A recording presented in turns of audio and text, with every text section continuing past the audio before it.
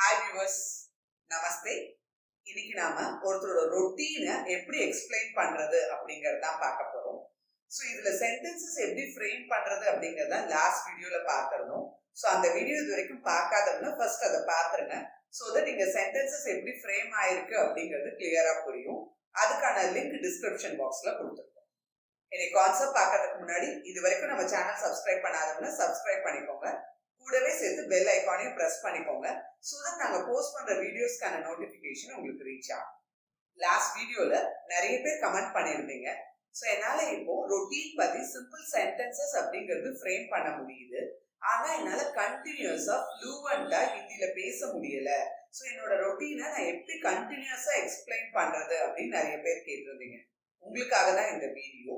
So இதுல நம்ம ஒரு ஆண் தன்னுடைய ரொட்டீனை பத்தி, அதாவது காலையில தான் எழுந்ததுல இருந்து ஆஃபீஸ் போற வரைக்கும் தான் செய்யற ரொட்டீன் ஆக்டிவிட்டிஸை ஃப்ளூவெண்டா எப்படி கோரிலேட்டடா சொல்லுவாங்க, கனெக்டிங் வேர்ட்ஸை சேர்த்து எப்படி சொல்லுவாங்க அப்படிங்கறத நம்ம இன்னைக்கு பார்க்க போறோம். ஃபர்ஸ்ட் அந்த சென்டென்சஸ் எல்லாம் சேர்த்து கோர்வையா பார்த்துடலாம். அதுக்கப்புறம் அதை ஒன் பை ஒன்னா ஏன் வந்துச்சு, அதுல என்ன புது வேர்ட் வந்திருக்கு, அதோட தமிழ் மீனிங் என்ன அப்படிங்கறத ஒன் பை ஒன் டிஸ்கஸ் பண்ணலாம். मैं सुबह 5 बजे उठता हूँ।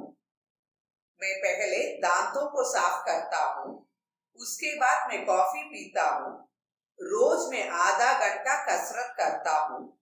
उसके बाद थोड़ी देर आराम करता हूँ। फिर नहाता हूँ और नाश्ता खाता हूँ। खाने के बाद दफ्तर जाने के लिए तैयार होता हूँ। मैं घर से 8 बजे निकलता हूँ। मैं 9 बजे दफ्तर पहुंचता हूँ। 9:30 बजे काम शुरू करता हूँ. முதல் சென்டென்ஸ், मैं सुबह 5 बजे उठता हूँ. நான் காலையில 5 மணிக்கு எழுந்திருக்கிறேன் அப்படின்னு சொல்லியிருக்கோம். ஸோ நமக்கு நல்லா தெரியும், ஒரு ஆண் சொல்றதா இருந்தா மே அப்படிங்கிற சப்ஜெக்ட் கூட தா பிளஸ் ஊ அப்படிங்கிறது வரும் அப்படிங்கிறது தெரியும். ஸோ எப்போதுமே பொதுவா மேல ஆரம்பிக்கிற சென்டென்ஸ் ஸ்கூல்ல முடியும். ஆன் அப்படிங்கறத நமக்கு காமிக்கிறதுக்காக ஆக்ஷன் வேர்ட் கூட தா சேர்ந்து வரும். உட் அப்படின்னா எழுந்திருத்தல்.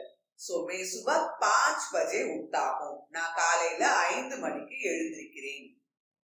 दूसरा सेंटेंस, मैं पहले दांतों को साफ करता हूं. मैं पहले दांतों को साफ करता हूं. நான் முதல்ல பல் துலக்குகிறேன் அப்படின்னு சொல்லியிருக்கோம். தமிழ்ல சொல்லும் போது துலக்குகிறேன்னு சொல்றோம். ஆனா ஹிந்தியில பாத்தீங்கன்னா சாஃப்கர் அப்படிங்கிற வார்த்தையை தான் நம்ம பயன்படுத்திருக்கோம். சாஃப்கர் அப்படின்னு சொன்னா சுத்தம் செய்தல் அப்படிங்கிறது அர்த்தம். நான் முதல்ல பற்களை சுத்தம் செய்யறேன் அப்படிங்கிற அர்த்தத்துல मैं पहले दांतों को साफ करता हूं அப்படின்னு சொல்லியிருக்கோம். उसके बाद मैं कॉफी पीता हूं. उसके बाद मैं कॉफी पीता हूं.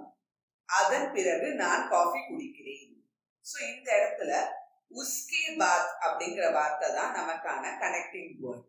ஸோ ஏற்கனவே 2 இண்டிவிஜுவல் சென்டென்ஸ் ஃப்ரேம் பண்ணிட்டோம்.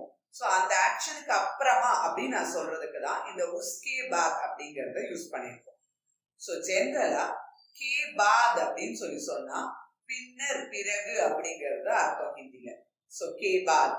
ஸோ அதன் பிறகு, இப்ப அது அப்படிங்கிறதுக்கான ஹிந்தி வார்த்தை வக். சோ இந்த வக்கு கூட கே பாத் சேரும் போதுதான் உஸ்கே பாத் அப்படிங்கிற வார்த்தை நமக்கு கிடைக்குது. சோ எப்போதுமே ஹிந்தியில வக் கூட கே சேர்ந்தா உஸ்கே அப்படின்னு சொல்லி மாறும். சோ கே பாத் வந்ததுனாலதான் உஸ்கே பாத் அப்படின்னு சொல்றோம். அதன் பிறகு அப்படிங்கிறதுக்கு உஸ்கே பாத் அப்படிங்கிற வாக்கியத்தை பயன்படுத்தலாம்.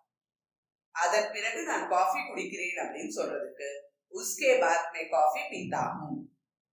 रोज मैं आधा घंटा कसरत करता हूँ. रोज मैं आधा घंटा कसरत करता हूँ. தினமும் அப்படிங்கிறதுக்கு ரோஜ் அப்படிங்கிற வார்த்தையை பயன்படுத்துறோம். சோ நான் தினமும் அரை மணி நேரம் உடற்பயிற்சி செய்கிறேன். சோ உடற்பயிற்சி அப்படிங்கிறதுக்கான ஹிந்தி வார்த்தை கஸ்ரத். சோ இந்த இடத்துல இந்த ரோஜ் வந்து மேக்கு முன்னாடியும் வரலாம், பின்னாடியும் வரலாம். ரோஜ் மே ஆதா கண்டா கஸ்ரத் கர்த்தா ஹூ அப்படின்னு சொல்லலாம். மே ரோஜ் ஆதா கண்டா கஸ்ரத் கர்த்தா ஹூ அப்படின்னு சொல்லலாம். சோ எந்த ப்ராப்ளமும் கிடையாது. ரோஜ் முன்னாடியும் வரலாம், மேக்கு பின்னாடியும் வரலாம். நான் தினமும் அரை மணி நேரம் உடற்பயிற்சி செய்கிறேன்னு சொல்றதுக்கு ரோஜ் மே ஆதா கண்டா கஸ்ரத் கர்த்தா ஹூ அப்படின்னு சொல்றோம். उसके बाद थोड़ी देर आराम करता हूँ. उसके बाद थोड़ी देर आराम करता हूँ அதன் பிறகு கொஞ்ச நேரம் ஓய்வெடுக்கிறேன் அப்படின்னு சொல்றோம். அதன் பிறகு அப்படிங்கிறதுக்கு உஸ்கே பாத் அப்படிங்கிற வார்த்தையை பயன்படுத்தலாம்னு இப்பதான் பார்ப்போம். கொஞ்ச நேரம் அப்படின்னு சொல்றதுக்கு தோடி தேர் அப்படின்னு சொல்லியிருக்கோம். சோ ஜெனரலா தோடா அப்படின்னா தானே கொஞ்சங்கிற அர்த்தம் வரும். சோ இங்க ஏன் தோடி தேர் அப்படின்னு வந்திருக்கு அப்படிங்கிற டவுட் உங்களுக்கு வரும். சோ இந்த இடத்துல தேர் அப்படிங்கிற வார்த்தை பெண்பால். சோ தேர் பெண்பால் அப்படிங்கிற காரணத்தினாலதான் தோடாங்கிற வார்த்தைக்கு பதிலா தோடிங்கிற வார்த்தையை பயன்படுத்தியிருக்கோம். சோ தேர் பெண்பால்ங்கிறத குறிக்கிறதுக்காக தோடிங்கிற வார்த்தை வந்திருக்கு. சோ எப்ப ஹிந்தில கொஞ்ச நேரம் சொல்ல நினைச்சீங்கனாலும் தோடி தேர் அப்படின்னு தான் சொல்லணும். ஈவன் எவ்வளவு நேரம் அப்படின்னு சொல்லும் போது கூட நம்ம கித்தினி தேர் அப்படின்னு தான் கேட்கிறோம். ஏன்னா தேர் அப்படிங்கிற வார்த்தை பெண்பால். அதன் பிறகு கொஞ்ச நேரம் ஓய்வெடுக்கிறேன் அப்படின்னு சொல்றதுக்கு उसके बाद थोड़ी देर आराम करता हूँ, फिर नहाता हूँ और नाश्ता खाता हूँ, फिर नहाता हूँ और नाश्ता खाता हूँ, அதன் பிறகு குளிக்கிறேன் மற்றும் காலை உணவு சாப்பிடுகிறேன். சோ அதன் பிறகு அப்படிங்கிறதுக்கு உஸ்கே பாத் அப்படிங்கிற வார்த்தையை பயன்படுத்தலாங்கிறது நமக்கு தெரியும். ஆனா ஏற்கனவே 2 சென்டென்ஸ்ல அதை பயன்படுத்திட்டோம். சோ திருப்பியும் அதே வார்த்தையை ரிப்பீட் பண்ண வேண்டாமே, வேற ஏதாவது வார்த்தை இருக்கா அப்படின்னு கேட்டீங்கன்னா கண்டிப்பா இருக்கு. சோ ஃபிர் அப்படின்னு நம்ம பயன்படுத்திருக்க வார்த்தைக்கும் அதன் பிறகு அப்படிங்கிற அர்த்தம் வரும். சோ ஃபிர் நகாத்தாவும், நகா அப்படின்னா குளித்தல். சோ குளிக்கிறேன் அப்படிங்கிறதுக்கு நகாத்தாவும் சொல்லியிருக்கோம். அவர் நாஷ்டா காத்தாவும், சோ பிரேக்ஃபாஸ்ட் காலை உணவுன்னு சொல்றதுக்கு நாஷ்டாங்கிற வார்த்தை சொல்றோம். நாஷ்டா சாப்பிடுறேன், தட் இஸ் சோ காலை உணவு சாப்பிடுகிறேன்னு சொல்றதுக்கு நாஷ்டா காத்தாவும் சொல்றோம். அதன் பிறகு குளிக்கிறேன் மற்றும் காலை உணவு சாப்பிடுகிறேன் அப்படின்னு சொல்றதுக்கு फिर नहाता हूँ और नाश्ता खाता हूँ, खाने के बाद दफ्तर जाने के लिए तैयार होता हूँ, खाने के बाद दफ्तर जाने के लिए तैयार होता हूँ, சாப்பிட்ட பிறகு ஆபீஸ் செல்வதற்காக தயாராகிறேன். கேபாத் அப்படிங்கிற வார்த்தை பிறகு அப்படிங்கிற அர்த்தத்துல வரும், நமக்கு ஏற்கனவே தெரியும். சோ கொஞ்ச நேரத்துக்கு முன்னாடி அதன் பிறகு அப்படிங்கிறதுக்கு உஸ்கே பாத் அப்படின்னு சொல்லி பார்த்தோம். ஆனா இந்த இடத்துல சாப்பிட்டு பிறகு அப்படின்னு சொல்லியிருக்கோம். ஜெனரலா இந்த கேபாத் அப்படிங்கிற வார்த்தைய நீங்க வேற ஒரு ஆக்ஷனோட சேர்க்கிறதா இருந்தா நடுவுல அந்த ஆக்ஷன் கூட கனெக்டிங் வேர்டா நே அப்படிங்கிற வார்த்தையை பயன்படுத்தணும். சாப்பிட்ட பிறகு அப்படின்னு சொல்றதுக்கு சாப்பிடுதலுக்கு கா, சோ காவும் கேபாத்தும் சேரும் போது நடுவுல நே வருது. சோ கானே கே பாத் அப்படின்னா சாப்பிட்ட பிறகு, போன பிறகு அப்படின்னா ஜானே கே பாத், தூங்கின பிறகு அப்படின்னா சோனே கே பாத், எழுத பிறகு அப்படின்னா உட்னே கே பாத். சோ ஜெனரலா இந்த கே பாத் அப்படிங்கிற வார்த்தைய ஒரு ஆக்ஷன் கூட கம்பைன் பண்றதா இருந்தா நடுவுல கனெக்டிங் வேர்டா நே அப்படிங்கிற ஒரு எழுத பயன்படுத்தணும். ஆபீஸ் போவதற்கு தயாராகிறேன்.